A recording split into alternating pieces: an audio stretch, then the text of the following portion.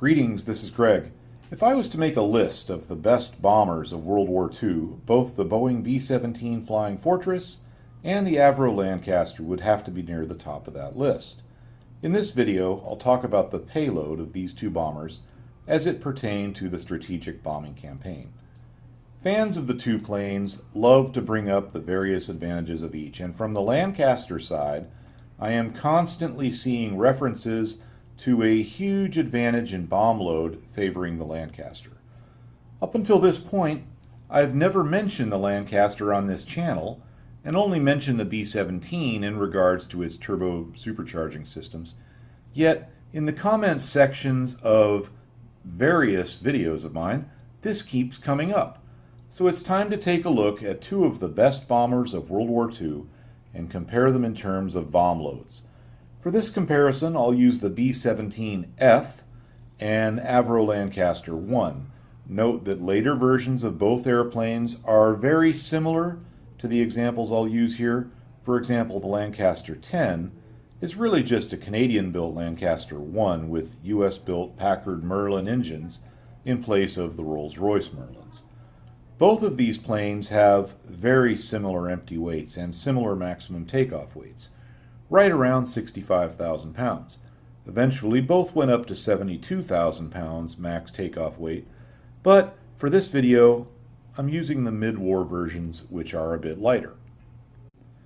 So I'm constantly hearing that the Lancaster could carry twice the B-17's bomb load.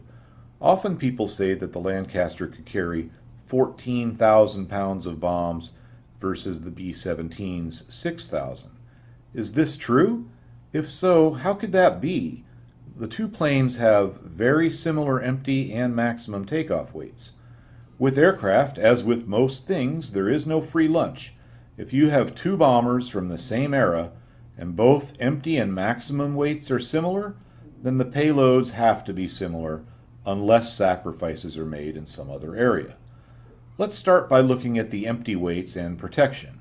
The Lancaster is slightly heavier at 36,900 pounds versus 36,000 for the B-17F. Empty weights don't always give a perfect comparison because the definition of empty weight varies. Sometimes it includes unusable fuel, unusable oil, crew members, or equipment. Sometimes it doesn't. We'll deal with this later. Both airplanes have self-sealing fuel tanks and self-sealing oil tanks. However, the Lancaster has quite a bit less armor protection. There was armor in the pilot's headrest and on the rear turret, although the latter was usually removed to improve the gunner's visibility. There was an armored bulkhead in the center of the fuselage with doors allowing for passage through it. I'm not sure why they chose to armor this portion of the plane. It doesn't seem to have a clear purpose or protect anything specific, but it would provide some crew members with protection from some very narrow firing angles, but very little. In practical terms, with the exception of the pilot's headrest, the Lancaster has no armor to protect the crew. Let's contrast that with the B-17. To start with, both pilots have armored seats, not just an armored headrest. I should also point out that the B-17 has two pilots, the Lancaster only one. The B-17's top turret gunner has armor protection. Moving aft, we find that the radio operator has an armored seat. Further aft, we find armor for the ball turret gunner.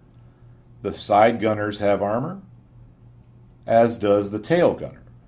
It's clear that the Lancaster designers did not put the same emphasis on crew protection that Boeing did. It's also much more difficult to bail out of a Lancaster due to the location and smaller sizes of the hatches. The design philosophy, which was common on British bombers, cost them terribly. Out of 125,000 Bomber Command air crewmen, over 55,000 were killed. There were 250,000 air crewmen in the U.S. 8th Air Force, and about 18,000 were killed. It's not even close. The source for that, along with everything else in this video, or just about anyway, is in the description. It's interesting to me that the Lancaster really only had specific protection for the pilot that seemed to be the British way of doing things at that time. Some of you may remember the British Vulcan bomber. This beauty from the Cold War was also built by Avro and was designed by the same man who designed the Lancaster. The first flight of the Vulcan was only 11 years after the Lancaster's first flight. It's amazing how fast things were developing back then. Anyway, I think it's clear that with both planes designed by the same person and built by the same company, similar design philosophies would be present in each. The Vulcan bomber has a 5-man crew and ejection seats only for the 2 pilots who were officers. That's enough about crew protection. What about system redundancy? Here the B-17 is far ahead, and that costs weight. The Lancaster has 1 pilot, the B-17 has 2. That alone increases the B-17's chances of getting home. The B-17 also has a far superior electrical system with 4 generators, each driven by 1 engine. The Lancaster has only 2. Don't underestimate the importance of this. You don't want to be down to battery power when deep over enemy territory in either of these 2 planes. Both rely on electric power for numerous important systems. The Lancaster also has liquid-cooled engines, which are more vulnerable than the B-17's air-cooled. There was some experimentation with liquid-cooled V-12s on the B-17, but the prototype crashed. This isn't Photoshop, that's a real picture there. But the project didn't go anywhere. So why is it that with all the extra armor, the B-17 and Lancaster are so close in terms of empty weight? Plus the B-17 has 50 caliber defensive machine guns versus 30 caliber for the Lancaster, and the B-17 has more of them. So where is the B-17 saving the weight? It's mostly in the engines. The B-17's air-cooled engines saved about 500 pounds per unit. Of course, that costed a bit in streamlining and maximum power at low altitude, but the B-17 usually operated at higher altitudes anyway. Let's look at the total weights of these 2 planes. An empty B-17 weighs 36,000 pounds. Once you put in the 10-man crew, their equipment, parachutes and so forth, ammunition for the defensive armament, engine oil, and unusable fuel, it's up to 41,300 pounds. Note that this number varies a bit with sources due to ammo loads and equipment variations, and the fact that no 2 B-17s have exactly the same empty weight. As with any airplane, there are always small production variations.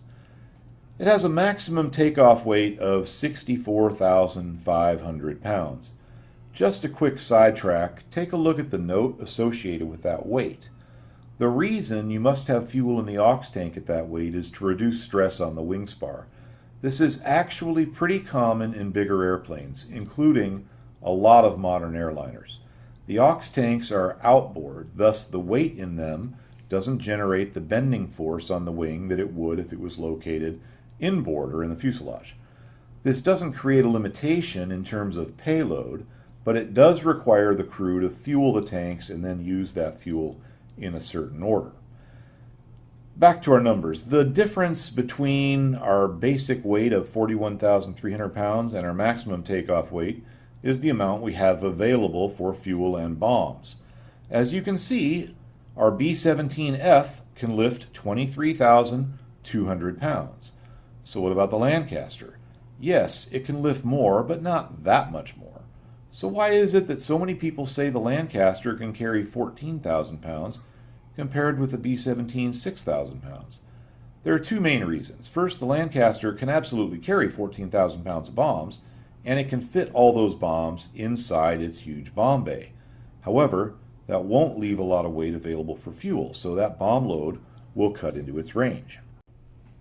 The B-17F can actually lift about the same amount, but can only fit 6,000 pounds inside its smaller bomb bay. However, it will be able to go farther as there will be more weight available for fuel. Now let's take a look at the B-17F's bomb load options from the flight manual. The very first loadout listed shows 14,000 pounds of bombs, the same as the Lancaster's maximum load. This is with 6,000 pounds in the bomb bay and 8,000 pounds loaded externally. Yes, the 17 could carry external bombs. It didn't do that very often, but if total bomb load is what we want to compare, then yes, it can carry just as much as the Lancaster. Now, you might think that when saddled with 8,000 pounds of external bombs, the B-17 wouldn't be able to perform. It's not great, but it's not as bad as you might think. In this configuration, maximum range is 1,170 miles. That's enough for a round trip to just about any target in Germany, and it can reach 25,000 feet and cruise up there at 224 miles per hour. The Lancaster simply can't reach that altitude even with no bomb load. The Lancaster can reach 20,000 feet, so let's compare them there. With both planes carrying 14,000 pounds of bombs, the B-17 will run at 222 miles per hour, the 17F. The Lancaster, with its internal bomb load, will be about 20 miles per hour faster. However, I'm not sure that's a trade I want to take. I think I'd prefer to be up at 25,000 with the extra armor protection. Here is why. When you take in the altitude capability of German anti-aircraft fire, I think it's pretty clear that 25,000 feet is the safer option. So it's just not accurate to say that the Lancaster can carry twice the bomb load of a B-17. They're really about the same. Now, in actual practice, it would be accurate to say that the Lancasters often carried 12,000 pounds of bombs, sometimes 14, and B-17s usually carried 6,000 pounds. But that's a bit misleading. It's not because the B-17 couldn't take more. It's because the U.S. Army Air Force decided to go with daylight bombing, and by eliminating the external loads, the bombers could cruise faster and thus be more difficult to intercept. A B-17F with a 6,000-pound bomb load could cruise at 260 miles per hour at 25,000 feet, and after it dropped its bombs or burned off enough fuel, could actually reach 30,000 feet. Its maximum range with this bomb load was 2,470 miles. So in capability, the B-17 could carry just as much as the Lancaster, but in practice it didn't. Now, this brings us to the question of accuracy. The B-17's Norden bomb sight had potential for incredible accuracy, even up at 25,000 feet. But in practice, this accuracy was reduced for several reasons, including weather, smoke, difficulty in maneuvering formations of bombers, and more. However, it was still very good. In 1943, the B-17s were putting about 32% of their bombs on or within 1,000 feet of their target. That sounds pretty good. The British bombers were putting 38% of their tonnage on target. That sounds better, but it isn't. The target for B-17s were single factories, sometimes single buildings. The target for the British was the entire city. That means 60% of the British bombs missed the entire city. Nearly 100% of U.S. bombs hit the city, and about one-third would damage the actual target. It's clear in terms of operational accuracy there was no comparison. The B-17 was operating during the daytime, the Lancaster at night. That alone is a huge help to accuracy, but why is it that the B-17 could be operated in the daylight when the Lancasters had to abandon daylight operations for strategic bombing?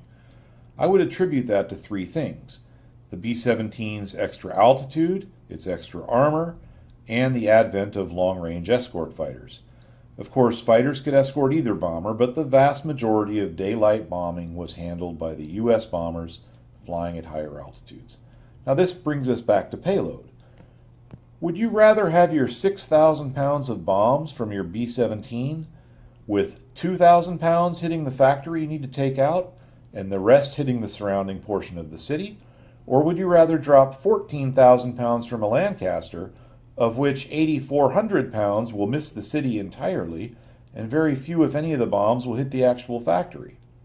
I don't intend to answer that question. I'm just trying to make it clear that it's not all about the tonnage, and even so, the B-17 can carry the tonnage. It's just not the trade-off the U.S. Army Air Force wanted to go with.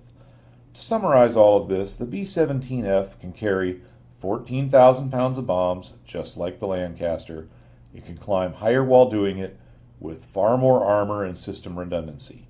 The B-17's loads in strategic bombing runs over Germany were usually reduced to 6,000 pounds to further increase speed and, in some cases, range.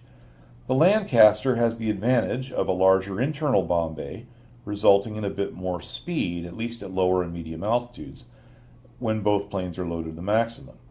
Although it wasn't relevant to strategic bombing, it should be noted that the Lancaster could be modified to carry the super-large Tall Boy and Grand Slam bombs. Although they had to fly at about 15,000 feet or below to hit anything with them, they could do it, as demonstrated by the Tirpitz raid. I don't know if attaching a Grand Slam to a B-17 would have been possible. Maybe. They did all kinds of weird stuff back then. In at least one case, a B-17 sunk a ship via skip bombing. The bottom line is that both were great airplanes, but saying that the Lancaster had twice the maximum bomb load simply isn't true. That's all for now. I hope you're having a good day. And just one more thing. I often hear it said that certain twin-engine bombers could carry 6,000 pounds of bombs, which is true. Bombers that sometimes come up are the A-26 Invader, the Ju-88, and sometimes the de Havilland Mosquito, which could carry, and this is amazing for its size, 4,000 pounds. But the question you need to ask in comparison to the B-17 is, could it carry 6,000 pounds at 25,000 feet at 260 miles an hour with meaningful defensive firepower? If not, then it's just not a valid comparison.